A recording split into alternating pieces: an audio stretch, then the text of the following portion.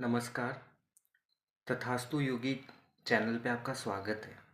आज एक बहुत इम्पोर्टेंट टॉपिक के बारे में हम बात करने जा रहे हैं। देखिए, आपने बहुत जगह मतलब हर बार जब भी कुछ ऐसी प्लानिटरी पोजीशंस चेंज होती है या ट्रांजिट में कुछ ऐसा हो रहा होता है या कोई स्लो प्लैनेट जब होता है ना, जैसे राहु हो गया, शनि हो गया या गुरु हो गया, ये अपनी पोजीशंस जब चेंज करते हैं तो इनके बारे में एक वीडियोस की बाहर सी आ जाती है। काफ़ी लोग उसमें, मैं सबका नहीं कह रहा, लेकिन बहुत ज़्यादा बातें, बहुत ज़्यादा डराया जाता है। तो वो मैं देखता हूँ। तो मैंने सोचा कि इस बारे में एक वीडियो बनाते हैं कि कैसे देखा जाता है, क्या चीज़ होती है। मैं आपसे एक चीज़ पूछना चाहता हूँ। आपने अब तक जो भी इस चीज़ में इंटरेस्टेड है, उन्होंने काफ़ी वीडियोस, जैसे नए साल पे भी काफ़ी आपने राशिवार ये देखा होगा कि ये साल आपके साथ कैसा जाएगा या ये जो टाइम है ये आपके पास आपके साथ कैसा होगा, इस राशि के लिए ऐसा है, इस राशि के लिए ऐसा है। ये आपने बहुत सुना होगा, बहुत सारे वीडियोस देखे होंगे। आज आप एक बात सोच के देखिए, या फिर याद करके देखिए कि उसमें से कितनी बातें आपकी आपके साथ घटी है, आपके साथ वैसा ही हुआ है, अगर अच्छा कहा गया है या बुरा कहा गया है। आप सोच के देखिएगा, क्या ये सिर्फ कंटेंट बनाने के लिए है या रियल पोजीशन, रियल बात भी उसमें से कुछ लगती है। मैं ये जो सवाल का जवाब है मैं आप पे छोड़ता हूँ। आप चाहे तो मुझे कमेंट करके बता सकते हैं, ताकि मेरे को और आइडिया लगेगा कि ये चीज़ें कितनी काम करती है। अब मैं अपना पर्सनल एक्सपीरियंस अगर बताऊँ तो बहुत, देखिए, हर किसी की कुंडली अलग होती है। हर किसी के ग्रह अलग बैठे हैं। आपकी कुंडली में कोई ग्रह किस राशि में बैठा होगा, किस भाव में बैठा होगा, मेरी कुंडली में हमारी राशियां कितनी है, 12 है। ठीक है। बहुत सारे लोग एक ही राशि के मिल जाएंगे। ऐसा क्यों होता है कि किसी एक पर अच्छा खासा बड़ा प्रभाव उसका पड़ता है और किसी दूसरे पे उतना नहीं पड़ता। ऐसा आपने देखा होगा कि सेम ईयर में जन्म लेने के बाद भी किसी की साढ़े साथी बहुत अच्छी चली जाती है। मतलब साढ़े साथी में मैंने कई लोगों को बहुत ग्रो करते हुए देखा है। मतलब वो टाइम जब मैं पर्सनल कुंडली एनालिसिस में या मेरी बात होती है, तो वो जो 7.5 साल होते हैं उनमें उन्होंने वो जो टाइम देखा है, वो कहते हैं कि ऐसा टाइम वापस नहीं आया। और कई लोग ऐसे होते हैं जिनकी ये साढ़े साथी वगैरह बहुत बुरी भी जाती है। तो मैं बस ये कहना चाहता हूँ कि क्यों सब पर ये राशि वाला, ये ट्रांजिट वाला, ये चेंज जो होता है, ये सब पे क्यों नहीं लागू होता और क्या होता है इसका। इसका अगर सिंपल सा आप मेरे से पूछेंगे या मैं अगर बताने की कोशिश करूँ, मेरे को जो थोड़ा बहुत पता है उसके बारे में। देखिए क्या होता है ना, किसी भी ट्रांजिट का हमारे ऊपर बहुत ज़्यादा असर कब होता है।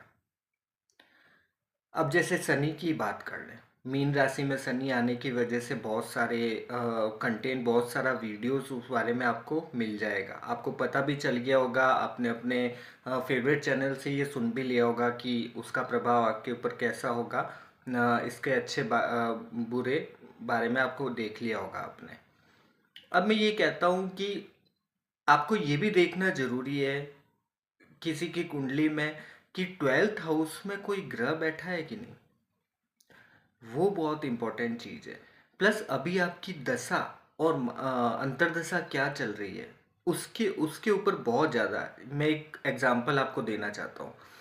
यदि आपके नाइन्थ लॉर्ड की, भाग्येश की दशा या अंतर्दशा चल रही है, अगर आपके पंचमेश की दशा या अंतर्दशा चल रही है, आपके लग्नेश की दशा या अंतर्दशा चल रही है, ठीक है, और मान लीजिए किसी बुरे ग्रह का ट्रांजिट हो रहा है, तो उसका उतना प्रभाव, उतना नेगेटिव प्रभाव जितना बताया जा रहा है उतना नहीं होता।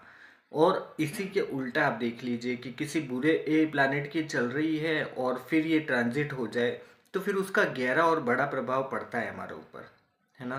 तो ये एक वजह होती है। फिर ये देखा जाता है कि हमारी कुंडली में, जैसे कि शनि अभी ट्रांजिट कर रहा है, मैं बार बार शनि का एग्जांपल इसलिए ले रहा हूँ ताकि, क्योंकि ये होने वाला ऐसा इवेंट है जो अभी होने ही वाला है, तो उस बारे में अभी शनि की पोजीशन आपकी कुंडली में कैसी है? क्या वो बहुत स्ट्रांगली वहाँ पे बैठा है? वो वक्री है कि नहीं है? वो अपनी मित्र राशि में है कि नहीं है? सबसे इम्पोर्टेंट ये है कि वो आपके लिए कारक है कि नहीं है ना? उसके बाद आपकी लग्न कुंडली के ऊपर वो नवमांश में कैसा गया है ना? वो किस नक्षत्र में गया है? अभी अगर नक्षत्रों का, जब भी हम ट्रांजिट देखते हैं ना, तो नक्षत्रों का बहुत इंपॉर्टेंट रोल होता है। ठीक है, एक राशि में 3 नक्षत्र आते हैं, वो तीनों का जो होता है, वो तीनों जो नक्षत्र होते हैं उनके अपने कुछ सिग्निफिकेंस होती है, अपना एक प्रभाव होता है। ठीक है, तो उन नक्षत्रों में जाने की वजह से ग्रहों के प्रभाव में वहाँ पे ये देखना पड़ता है, होता है हमें कि वहाँ पे जाके किसी ग्रह का कौन सा नेचर, कौन सा गुण नर्चर हो रहा है, उसका प्रभाव हमारे ऊपर बहुत ज़्यादा पड़ता है। तो इन चीज़ों को देखने के बाद ही हम ये प्रॉपर पता लगा पाते हैं कि कोई ट्रांजिट हमारे ऊपर कैसा जाएगा, है ना? और ऐसा नहीं है कि आप मुझे बता सकते हैं कि ऐसा कि भैया जब भी आपको बताया गया हो कि ये ट्रांजिट, ये नया साल, ये राशि के अकॉर्डिंग आपको बताया गया और वही वैसा ही गया हो, ऐसा एक्सपीरियंस आपको है अगर, तुम हो सके तो एक कमेंट करके ज़रूर मेरे को बताइएगा, है ना? तो मैं वापस देखूंगा उसके बारे में। अब हम बात कर लेते हैं कि बहुत सारी चीज़ें मैंने आपके बारे में, आपकी पर्सनल कुंडली के बारे में बताने की कोशिश करी कि किन चीज़ों का प्रभाव हमारे ऊपर पड़ता है ट्रांजिट को देखते वक्त, है ना? अ, अ, जैसे महादशा, अंतरदशा, इनका प्रभाव कैसा है, अभी कौन सा प्लैनेट एक्टिव है, अपनी अभी कौन सा भाव एक्टिवेट है हमारी कुंडली के अंदर, ये बहुत इम्पोर्टेंट होता है। प्लस 12th, जैसे अगर हम शनि की बात करें, आपकी कुंडली में मीन राशि कहाँ पड़ रही है? ठीक है, यदि वो ऐसे किसी भाव में पड़ रही है जहाँ पे क्रूर ग्रहों का होना बहुत अच्छा होता है, जैसे कि मैं अगर बात करूँ, शनि 3rd हाउस में बहुत अच्छे रिजल्ट देता है, 6th हाउस में अच्छे रिजल्ट देता है, ये मैं जनरली बता रहा हूँ। ये इसमें सबसे इम्पोर्टेंट देखना ये ज़रूरी होता है कि हमारा जो शनि है वो कारक है कि नहीं हमारी कुंडली में। ठीक है, यहाँ पे मैं एक एग्जाम्पल देना चाहूँगा। मैं ना एक कुंडली अभी देख रहा था कल या परसों ही। उसके अंदर क्या हुआ कि राहु, उनकी जो कुंडली थी वो सिंह लगन की थी। ठीक है, शनि उनके वक्री बैठे थे 5th हाउस के अंदर, और 8th हाउस के अंदर उनके राहु बैठे थे। ठीक है, राहु की महादशा चल रही थी। उन्होंने पूछा कि, मैंने कहा 2007 से ये जो टाइम है ये बहुत खराब गया होगा, और इतना खराब था कि मैं आपको बता नहीं सकता। उसकी वजह क्या थी? देखिए, शनि राहु ना वहाँ पे कुंभ राशि में बैठा था। ठीक है, उसके ऊपर किसी ग्रह की कोई दृष्टि नहीं थी, वो किसी ग्रह पे नहीं देख रहा था। ठीक है, तो जो राहु का एक नेचर होता है कि उसका खुद का कोई ऐसा नहीं होता है कि नेचुरल उसका कोई स्वभाव हो। वो जिस राशि में बैठ जाता है या जिस ग्रह के साथ बैठ जाता है, जिस ग्रह को वो देख रहा होता है, सबसे करीब, सबसे ज़्यादा जिस ग्रह का या जिस राशि का उसके ऊपर प्रभाव आता है ना, वो उसके गुण धर्म को सोख लेता है, और उसके जो रिजल्ट होते हैं उनको वो एम्पलीफाई करके प्रोवाइड करवा देता है। आपको पता है कि अगर हम सिंह राशि की बात करें तो यहाँ पे मंगल सबसे सॉरी, शनि सबसे ज़्यादा अकारक ग्रह होता है। वो 6th और 7th लॉर्ड होता है। वो पंचम में बैठ के सप्तम भाव को देख रहा था, 6th का लॉर्ड भी था वहाँ पे, और यहाँ पे उसकी राहु की महादशा चल रही थी। तो राहु रिजल्ट किसके दे रहा था? वो शनि के रिजल्ट दे रहा था, है ना? अब क्या हुआ ना कि 6th हाउस में होने की वजह से, 6th लॉर्ड होने की वजह से इस टाइम में उनको सीरियस प्रॉब्लम्स हुई हेल्थ वाइज।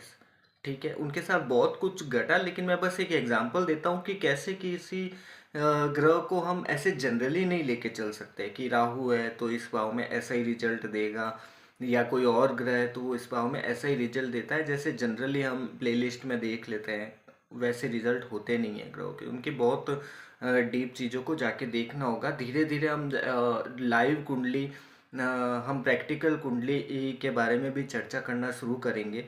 अगर आपका इंटरेस्टेड होगा तो आप मेरे को बताइएगा, तो जो केस स्टडी हमारे पास आएगी उसके बारे में हम चर्चा करना शुरू करेंगे। अभी हम ओवरऑल कंक्लूड करते हुए इस पे आ जाते हैं कि ये जो टाइम पीरियड रहेगा शनि का, ये ओवरऑल कैसा रहेगा।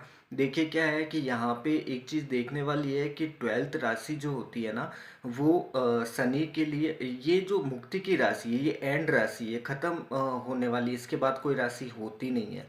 तो ये चीज़ों को ख़त्म करने वाली ये राशि है, प्लस उसका खुद का जो नेचर है वो वाटरी राशि है। ठीक है, बहुत इमोशनल राशि है। ठीक है, तो ये चीज़ वहाँ पे हम देखते हैं, प्लस ये भी देखते हैं कि वहाँ पे जाके शनि के बहुत बुरे रिजल्ट नहीं होते, है ना। वहाँ पे जाके क्योंकि वो जो जगह होती है वहाँ पे ये कहते हैं क्योंकि ध्यान वहाँ से देखा जाता है, नींद वहाँ से देखी जाती है, बीमारी वहाँ से देखी जाती है, फॉरेन ट्रैवल वहाँ से देखा जाता है। तो इन सारी चीज़ों के अंदर आपको प्रभाव देखने को मिलेगा। दूसरी चीज़, अगर मैं बात करूँ कि हमारे कंट्री के ऊपर इसका प्रभाव क्या रहेगा, तो 2-2.5 साल में आप देखेंगे कि बहुत ज़्यादा कुदरती जो आपदाएं होती है वो हमें देखने को मिलेगी। वो मुझे अच्छी खासी होते हुए दिख रही है, तो ये ध्यान रखिएगा। लेकिन मैं एक चीज़ और कहूँगा कि ग्रोथ वाइज अगर देखा जाए, देश की उन्नति वाइज अगर देखा जाए, तो मुझे बहुत ज़्यादा यहाँ पे उन्नति देखने को दिख रही है ना। ग्रोथ अच्छी खासी है इस टाइम पीरियड में, 2-2.5 साल में। प्लस एक चीज़ और भी यहाँ पे मैं कहूँगा कि जो सरकार है उसको लेके, मतलब उसको लेके कुछ गुस्सा बढ़ सकता है, और कुछ रॉयट्स वगैरह, मतलब कुछ ऐसा लोगों में गुस्सा बढ़ सकता है, उनका विरोध झेलना पड़ सकता है सरकार को। तो ये भी एक चीज़ मेरे को देखने को मिल रही है अभी के टाइम में, है ना। हालांकि मैं ये कहूँगा कि गवर्नमेंट निपट लेगी इन चीज़ों से, लेकिन होता हुआ मेरे को ज़रूर यहाँ पे दिख रहा है ना। बाकी अगर मैं देखूँ कि बहुत ज़्यादा है ना, जैसे कि मीन राशि जिसकी है, वो है ना बड़े डिसीजन अभी ना लें किसी तरह के। तो वो मैं यहाँ पे कहना चाहूँगा, यहाँ पे थोड़ा कंफ्यूजन होता हुआ दिख रहा है मुझे। ऐसा दिख रहा है कि हम कई बार क्या होता है ना, किसी चीज़, दो जनों की किसी बात को लेके लड़ाई होती है, और एक जना कहता है कि छोड़ो यार, इसकी वजह से इतना ज़्यादा अपना रिलेशन भी ख़राब हो रहा है। मतलब ऐसा कि हम उस चीज़ के बारे में, उस भाव से रिलेटेड जो चीज़ें हैं उसको छोड़ने का हमारा मन करेगा, हम गिव अप करना चाहेंगे उस चीज़ों को लेके। तो ये जो टेंडेंसी है ये मुझे अच्छी खासी बढ़ती हुई इस टाइम में दिख रही है। प्लस मैं कहूँगा, अगर और अगर मैं बोलना चाहूँ तो बहुत सारा डिपेंड करता है कि चंद्रमा यहाँ पे कहाँ पे है। ये देखिए गुरु की राशि के ऊपर बन रहा है ना। तो मुझे ये भी दिख रहा है कि थोड़ा सा ये जो टाइम रहेगा ना, स्पिरिचुअली भी बहुत एक्टिव रहेगा, है ना। धर्म कर्म और इन चीज़ों के, जैसे एस्ट्रोलॉजी के अंदर भी लोगों का रुझान बढ़ेगा इस टाइम पीरियड में। और ये है कि मुझे थोड़ा सा ये प्राकृतिक आपदाएं, ये आने वाला ये सीन मुझे अच्छा खासा ये दिख रहा है, तो उसको लेके थोड़ा सा संभल के रहिएगा आप लोग। बाकी ये जो मैं अगर ओवरऑल कहूँ, क्योंकि ऐसे तो मैं आप चाहेंगे तो मैं एक वीडियो बना दूंगा कि एक एक लग्न और एक एक राशि के बारे में, ये जो पूरा टाइम पीरियड कैसा जाएगा, वो वीडियो बहुत लंबा हो जाएगा। तो अगर आप चाहें तो अपन बना सकते हैं। वैसे मैं ओवरऑल अगर कहूँ तो ये सारे ही लग्नों के लिए अच्छा रहेगा ये टाइम पीरियड। अगर आपको और ज़्यादा अपने बारे में ये देखना है कि हमारे लिए पर्सनल बता दीजिए आपकी कैसा जाएगा, तो मैं आपको फिर वही कहूँगा, मैंने एक शॉर्ट भी बनाई थी कि आप ये देखिए, कुंडली के, अपनी कुंडली ओपन कर लीजिए किसी सॉफ्टवेयर में आप, और वहाँ पे आप ये देखिएगा कि अष्टक वर्ग का एक आपको वहाँ पे टेबल मिल जाएगी। उसके अंदर आप ये जाके देखिए कि जहाँ पे 12 नंबर मतलब मेन राशि जहाँ पे आ रही है वहाँ पे आपको टोटल नंबर कितने मिले। अगर वो 28 से ऊपर अंक मिले हैं तो आपके लिए बहुत अच्छा है, ये ट्रांजिट आपके लिए बहुत अच्छा जाने वाला है। अगर यहाँ पे 24 से 28 के बीच में मिले हैं तो आपके लिए ये ठीक है, जनरली जाएगा, जैसा चलता आ रहा है वैसा ही चलेगा, कुछ बड़े बदलाव होते हुए नहीं दिख रहे हैं। और अगर उससे कम में है, मतलब 24 से कम है, तो ये आपके लिए थोड़ा बुरा रहेगा ये टाइम पीरियड। तो कुछ आप उपाय जो शनि के लिए जनरल उपाय है वो आप ज़रूर कर लीजिएगा। बाकी मैं 12 राशियों के बारे में अगर एक फास्ट आपको बता दूं तो मुझे वृश्चिक के लिए ये थोड़ा ट्रांजिट है, ये जो अच्छा नहीं दिख रहा है बहुत ज़्यादा। ये मैं आपको ज़रूर कहूँगा, बाकी उसके अलावा मुझे ठीक ठाक दिख रहा है ना। हाँ, फिर मैं यही कहूँगा कि आप बहुत थॉरोली अपना चार्ट देख लीजिए कि वहाँ पे शनि की पोजीशन क्या है, और बाकी ग्रहों की जैसे राहु की और गुरु की पोजीशन क्या है उसको आप देख लीजिए। उसको नवमांश में आप ज़रूर देख लीजिएगा कि वहाँ पे किस तरह की पोजीशन बन रही है, चंद्रमा किस तरह से बैठा है, और अभी आपकी दशा या अंतर्दशा क्या चल रही है। उसके ऊपर ओवरऑल देखने के बाद ये पता चलता है कि शनि का ये ट्रांजिट आपके लिए एग्जैक्टली कैसा रहेगा, कौन से भाव के ऊपर उसका ज़्यादा प्रभाव है, और किस तरह वो ये जो 2.5 साल रहेंगे आपके, वो किस तरह से बदलाव होंगे उसमें, या कहाँ पे इम्पैक्ट ज़्यादा रहेगा, वो देखने वाली बात रहेगी यहाँ पे। बाकी वृश्चिक वाले ध्यान दें, अगर हो सके तो आप ना एक दो उपाय अगर मैं आपको बताने की कोशिश करूँ, आप काला छाता, उड़द की दाल, तेल, सरसों का तेल, ये हो सके तो किसी ज़रूरतमंद को आप शनिवार के दिन देने की कोशिश करें, वो आपके लिए बहुत बेटर रहेगा, है ना।